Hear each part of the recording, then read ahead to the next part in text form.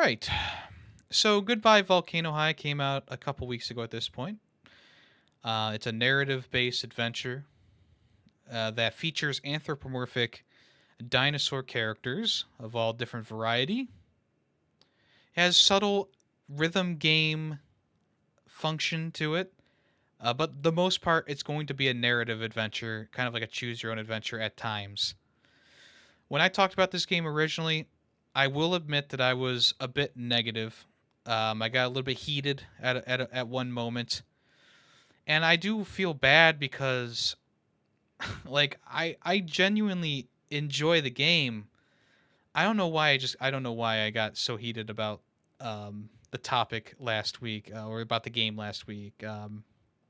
Essentially, I got frustrated with the designs of the characters and the world really not conforming. It's all you could literally replace the characters with a human, with a dog, with a gray piece of goop, and the story would really not change other than a few like things would need to be changed, like them mentioning Pangea or etc. Which that criticism still does stand, and I still think that like yeah they could have done a better job at like making the pants like because as it stands like the wings on some of the characters, the different various dinosaur features are just kind of like thrown onto the character, not like thrown on but placed on, kind of like a magnet. So like the tail of one character is just kind of over the pants, or the wings are just over the shirt, and it doesn't make any sense. Like, how do they take the shirt off? How do they take the clothes off? Like, I'm not trying to get weird about it. I'm just these are questions that I have while playing the game and watching these characters and getting the different angles on them. And you just kind of start to wonder, like, okay, why they designed the clothing like this? They definitely should have put a little bit more thought into the world as a whole, to make it more centered around the dinosaurs. As it stands, it's really just a human world that's a little bit overgrown with big bugs every so often. And the characters are walking around. It's pretty much like a human world. They have regular guitars and drums, phones, coffee shops.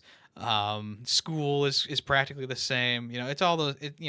There's still colleges and universities to choose from and stuff like that. So that's one of the things that is a bit of a criticism for this game is they really should have dived deeper into making the world more around these anthropomorphic characters. And I am a big fan of anthropomorphic characters. I mean, obviously, with the avatar I use on stream and stuff like that, you can tell that I'm a big fan of these kind of characters. It's ever since I was a kid. Like watching The Lion King, um, playing games like Banjo Kazooie and Crash Bandicoot.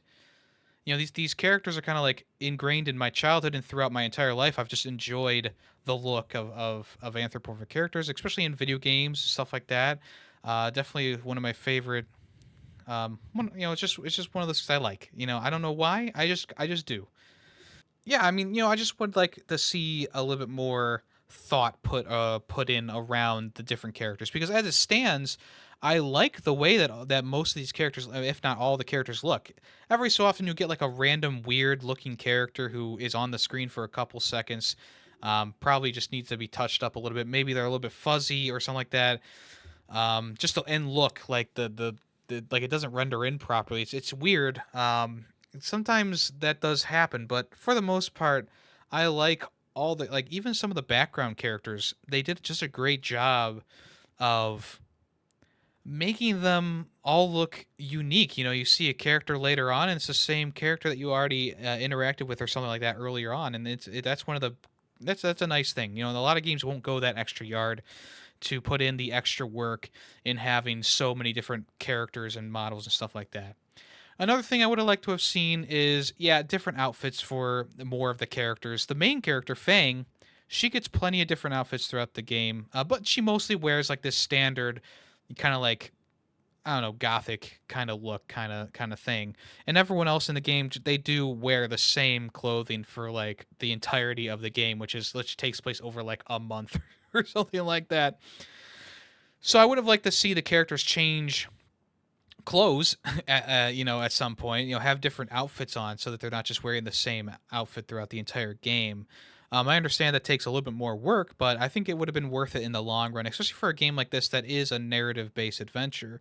You kind of want that, some more variety in there as you go through the game. There were some technical issues I had with it as I was going through. Sometimes characters' arms were in weird locations, or like the character's frame rate would drop really fast, like really low, which doesn't really make sense to me, seeing as they are like 2D, figures being kind of puppeted around. But other than that, I once again I do like the design of the characters. I think that the characters are a nice design. I think they look good in the world, and I think that the graphics of the game, it's got this very colorful art style, very nicely done. I really enjoyed it in that aspect too. Lots of great visuals. There's a section where they're like playing with sparklers, and like there's really nice kind of moving pictures pop up, and it looks really good. There's other moments where characters are just talking and there's a backdrop behind them. It just looks really good. The game looks good. Um, and that's one thing that I really like about it is the visual design of the game. The visuals are really nice, and it has a unique art style. Not super unique for like a narrative adventure, but for games that I have played recently, it's definitely a unique looking game. Um, so it's got that going for it too. The story in the game, it is a bit cookie cutter, especially at the beginning when before like all the shit starts to hit the fan. It's pretty much just a coming of age story, but instead of actually getting over the hump and becoming an adult, these this group of teenagers who are trying to plan their future and go to college and decide what they want to do for the rest of their lives, it gets cut short with the existence of this meteor that we all know kills all life on the planet for a couple million years until finally stuff starts getting back in working order. So that is like because there's two parts of this game. The one part is this story of a group of friends who are going separate ways. Even though the main character Fang doesn't want that to happen, she wants the band to stay together and for them to do her thing. But everyone kind of has other things that they want to do laced in there. And then there's the other section of this game, or other part of this game, that's about it's kind of like it's a doomsday kind of thing where the characters are discussing, is it really going to happen? Is there anything we can do about it? They're just trying to, there's a part where they're just trying to live their lives to the fullest before the inevitable happens. And about halfway through the game, right around where you do like this Battle of the Bands thing, that's when like shit really hits the fan. And it's confirmed that the meteor is going to hit the Earth at some point.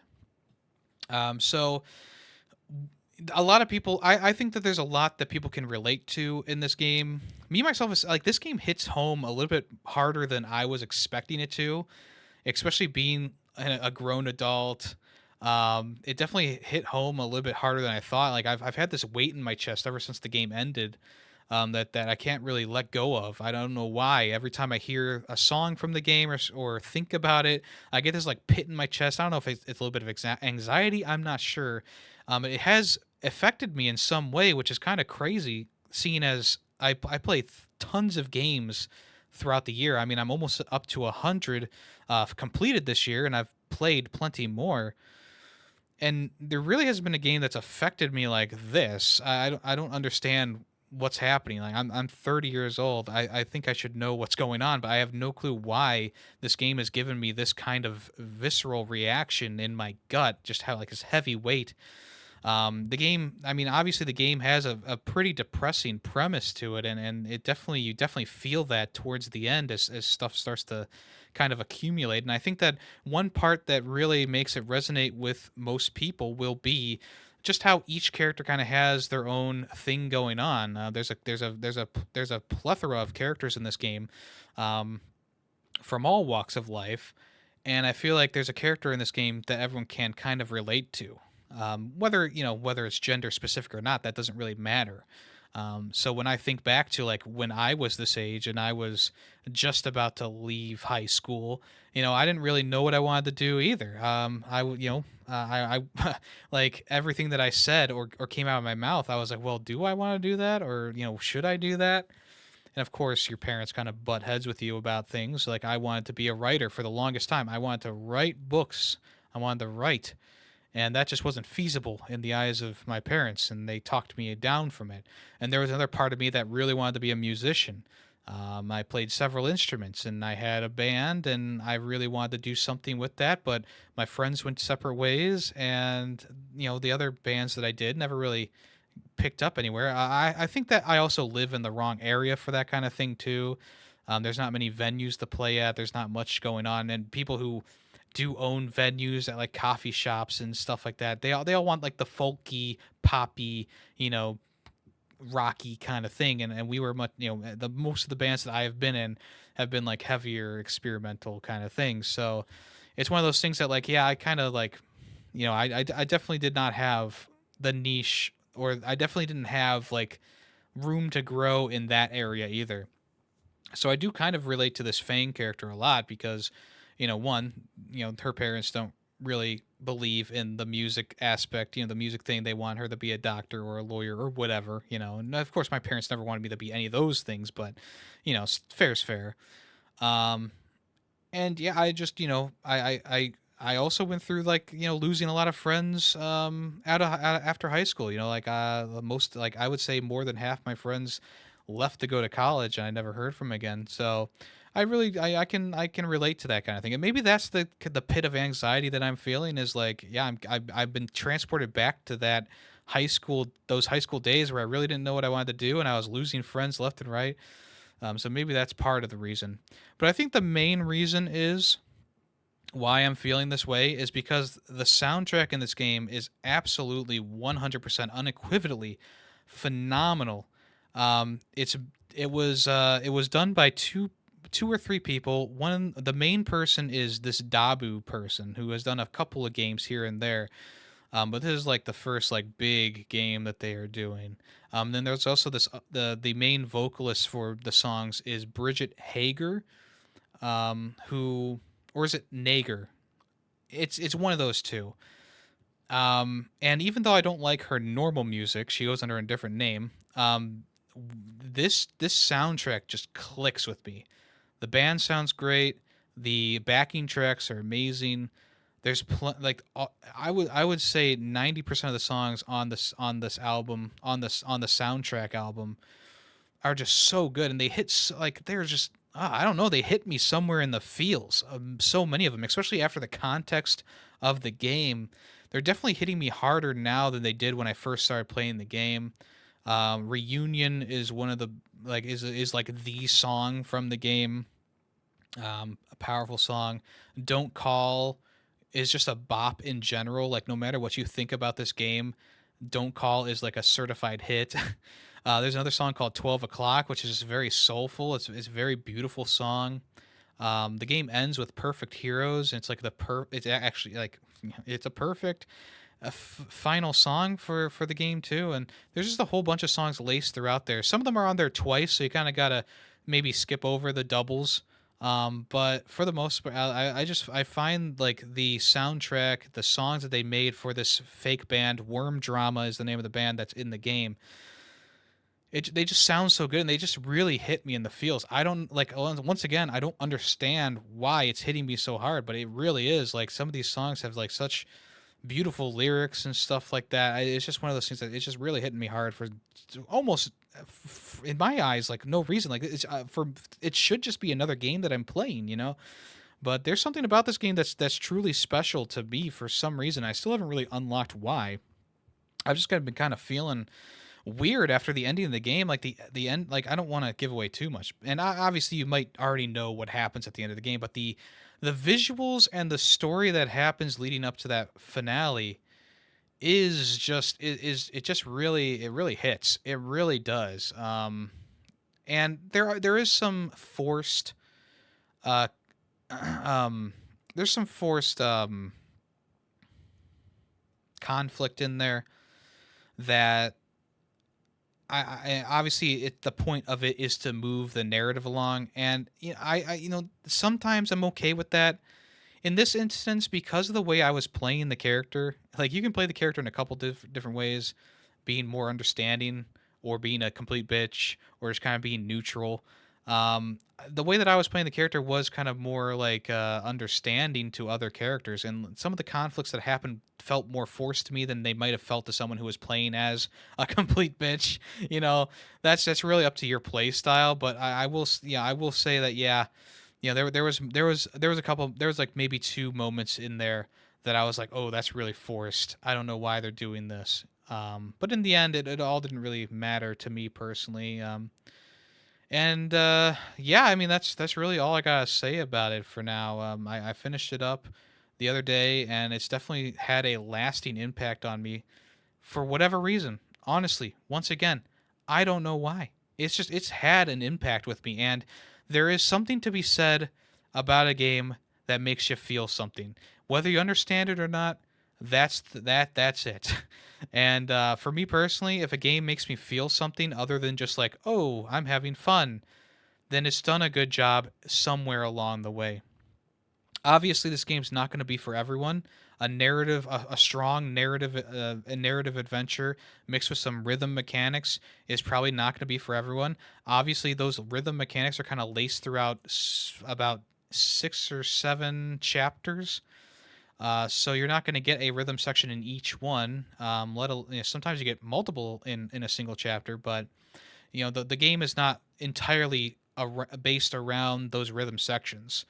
How they work, it's kind of basic. You move the joystick in the direction that the notes are coming from. There's 3 different ways: up, down. I'm sorry, up, left, and right. Sometimes you'll press down on both of your joysticks on your controller to do like a big thing, and then other times you'll have like little quick time events for pressing buttons. And sometimes you'll have those quick time events throughout the regular story. So maybe you gotta pay attention for a little bit, but it's not like super challenging. But yeah, there's something about the simplicity of the game that also works for it a lot. Sometimes you'll be going through conversations with characters and you'll have no input whatsoever, and those sections do. I just feel like, yeah, and there should have been at least something in here. But there's other times that you're taking command of the conversation and you're making plenty of different choices, and that's where the game really starts to shine. And I mean, obviously everyone's gonna have a different take on the story. I thought that the story was relatively good. There were some cringy moments. Obviously, it's a teen drama, so it's not gonna be the most serious thing 100% of the time. And but I think that the voice acting really propels this game forward. I think the inclusion also is really good for this game. I mean, it's very LGBTQ plus friendly. It handles the subject matter very well too, and there's not like a character that's like, oh, that's the token trans person.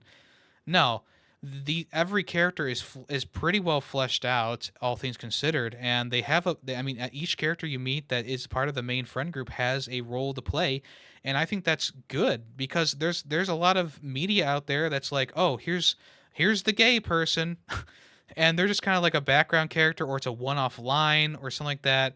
And in a game like this, I think it really speaks that the characters are in the forefront and they're doing stuff that's actually mattering to the plot and mattering to things, and I think that's really good representation. um and if you don't like that, then fuck off. I don't want you listening to this podcast, or maybe just don't play the game.